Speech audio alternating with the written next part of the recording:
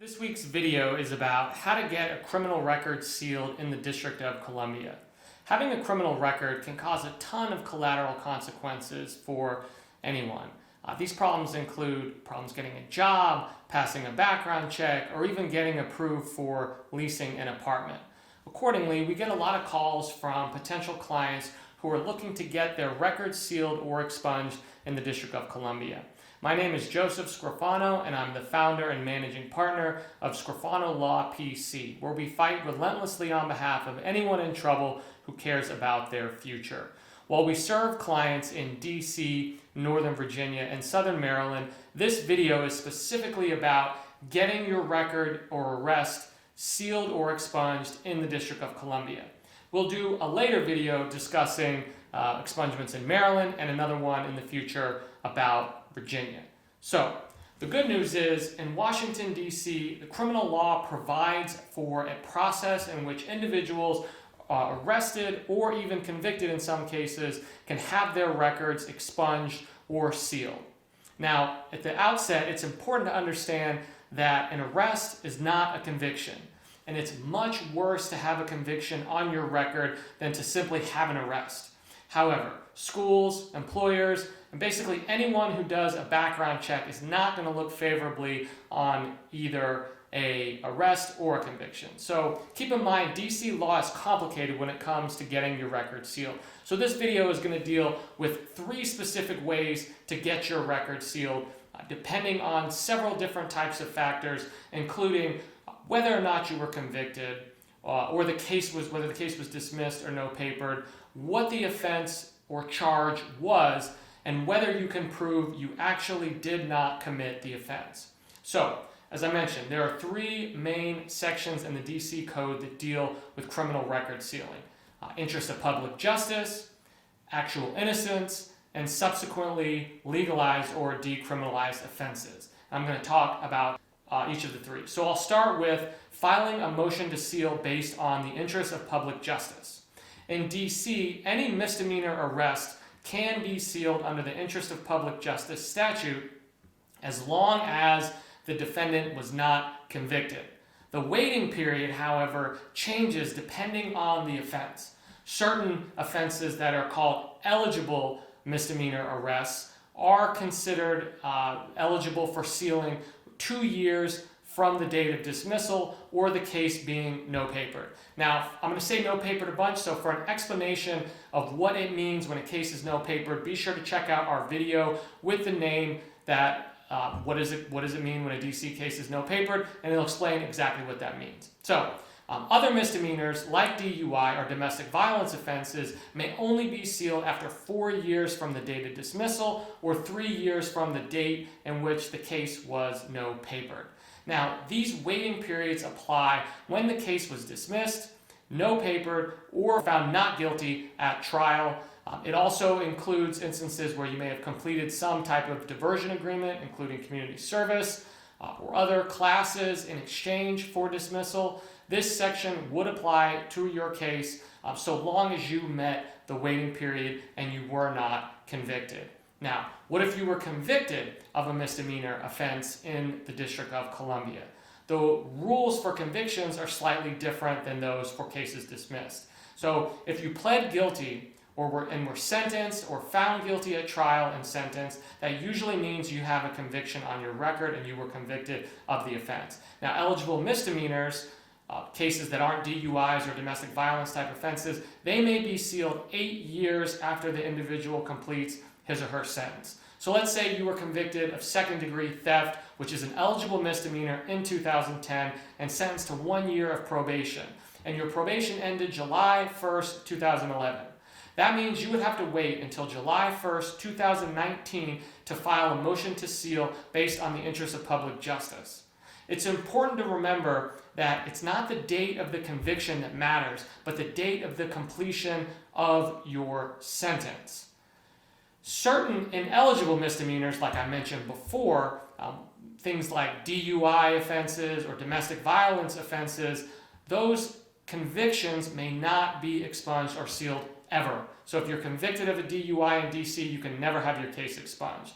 The same applies for all felony convictions except a conviction of Felony Bail Reform Act, which is basically bail jumping or failing to appear for a felony case. Sadly, we routinely get calls from individuals convicted of a felony in DC. Sometimes it's 20, 30 years since they've been convicted, and we have to tell them there is no legal way to get their record sealed or expunged when they have that felony conviction. However, a dismissed felony charge where the individual was not convicted can be eligible for sealing after 4 years from the date of dismissal. For any motion filed under the interest of public justice section of the DC record sealing statute, whether the person filing the motion was guilty or innocent doesn't matter for the purpose of the motion.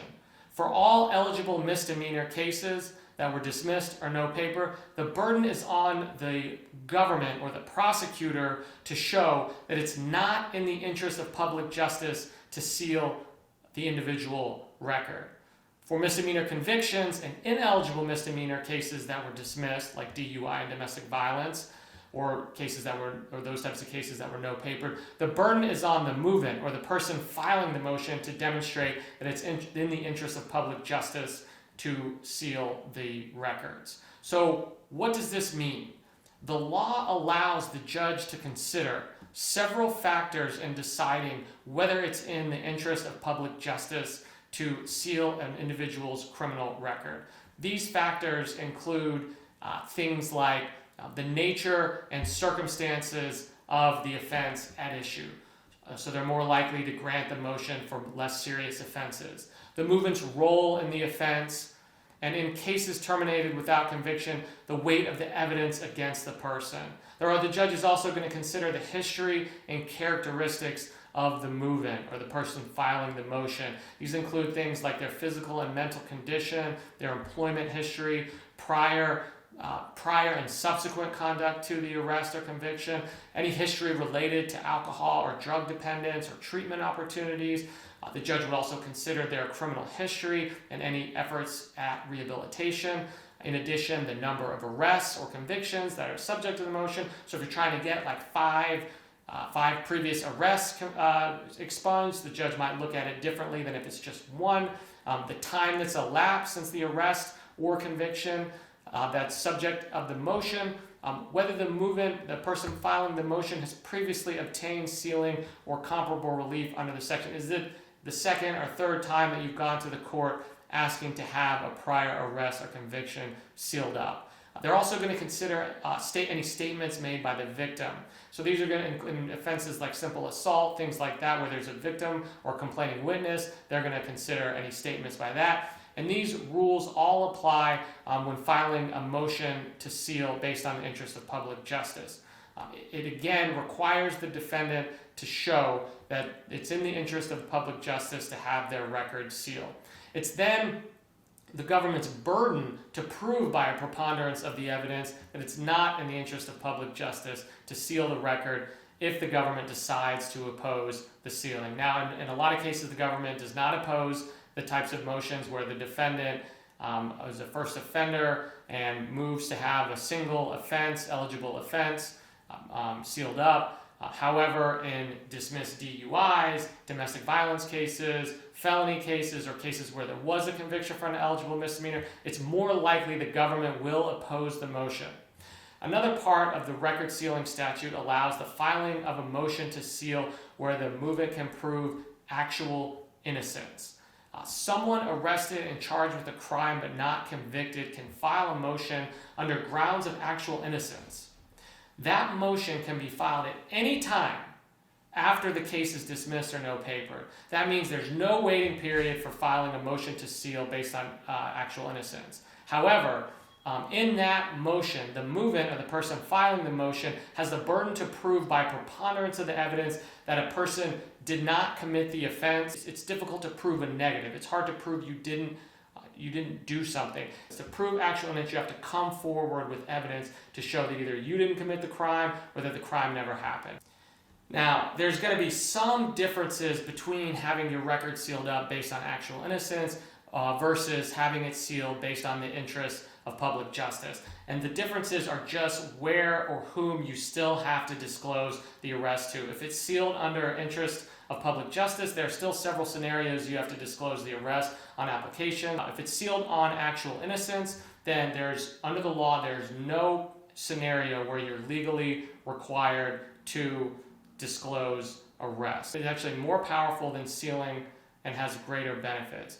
But again, the motion can only be filed where the movant can prove that they did not actually commit the offense they were arrested for. Now, the final portion of the record sealing statute is called a motion to seal based on subsequently legalized or decriminalized offense. In 2015, when the District of Columbia City Council legalized possession of small amounts of marijuana for personal use, it also amended the record sealing statute to create this portion that allows for someone with a marijuana offense where the conduct has subsequently been legalized or decriminalized. They can file this motion to have either an arrest or conviction sealed up and expunged with the same effect as filing a motion to seal based on actual innocence. And in that motion, the burden is on the government to prove that the conduct that the individual engaged in the arrest or conviction was not subsequently legalized or decriminalized. So, for example, if the government can show that you were arrested for possessing marijuana with intent to distribute, then you still will not likely be able to get the record expunged, and the judge would probably deny it because the marijuana legalization statute did not remove possession with intent to distribute marijuana as a crime. Now, if you were convicted of simple possession or arrested for simple possession, there's no waiting period. You can have the motion filed and you can have the record completely expunged under the same standard as actual innocence, which means you don't have to disclose the arrest for any purpose, is what the statute specifically said.